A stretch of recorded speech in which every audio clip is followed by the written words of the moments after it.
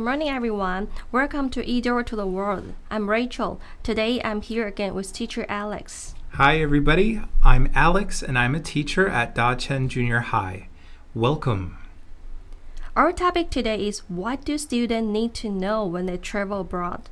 Alex, can you explain what traveling abroad means? Sure. Traveling abroad means going to other countries to travel.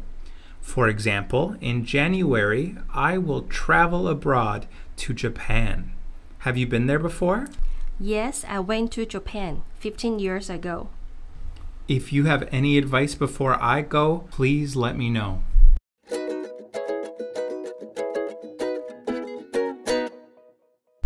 Alex, what are you going to share with us today? Today, I have a blog post from the website Go Overseas.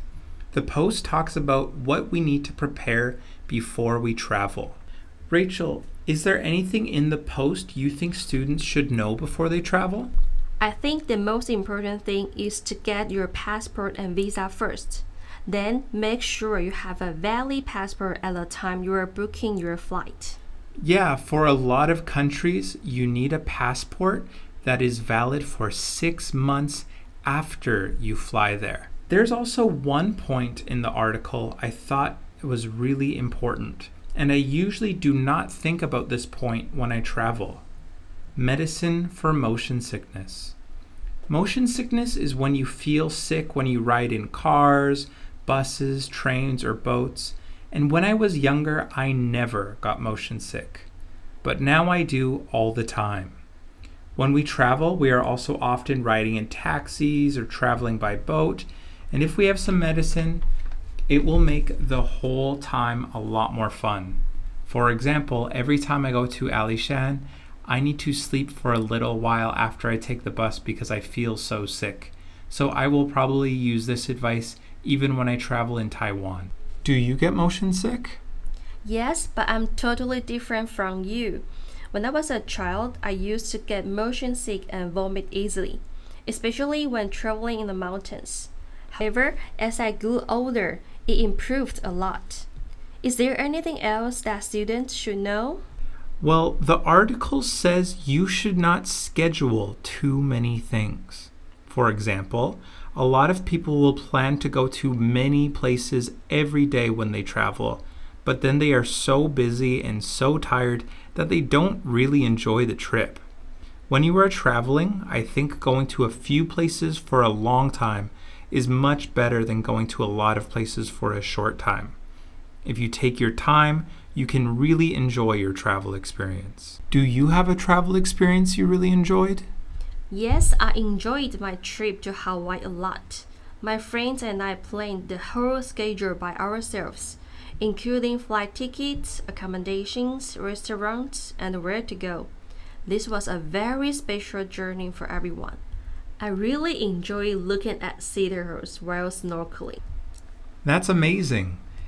I remember I had an experience going to England, and it was really, really cool to see a country with that much history. In Canada, we have many buildings, but they are usually maybe 20 years old, 50 years old, 100 years old. But in England, there are buildings that are over 1,000 years old, and for me, it was really, really cool to see that much history. Another thing I think students need to know about is wearing the right clothing.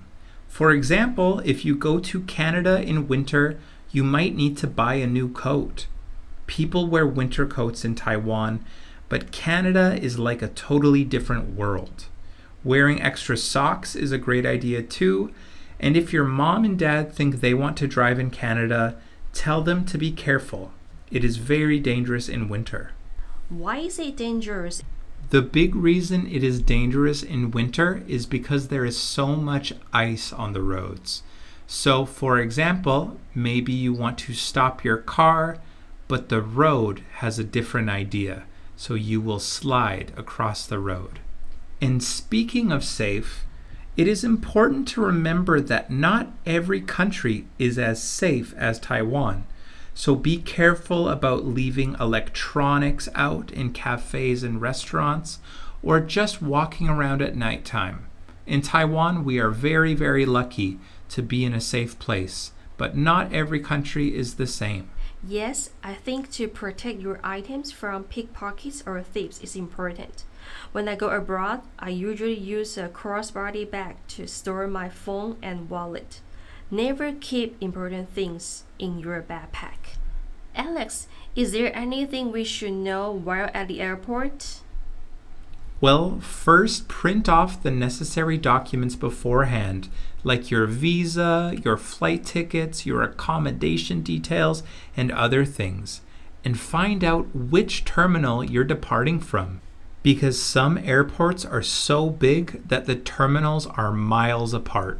Oh, I have experience with that. One time, I didn't notice that the airport was so big, and I spent too much time shopping.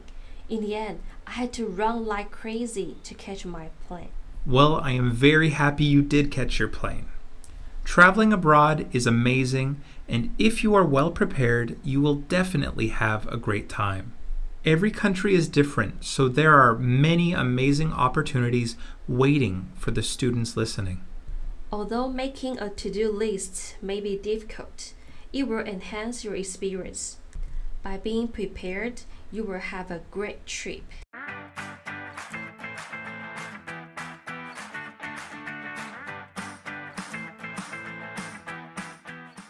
Now it's our activity time. Okay, now let's look at today's words. Alex, what's your first word? My first word is abroad. Abroad, 国外. My second word is motion sickness. Motion sickness, 晕动病，指的是晕车、晕船或是晕机。And my third word is prepare. Prepare, 准备. Can you make a sentence with these words? Sure. When you go abroad, you should prepare medicine if you easily get motion sickness.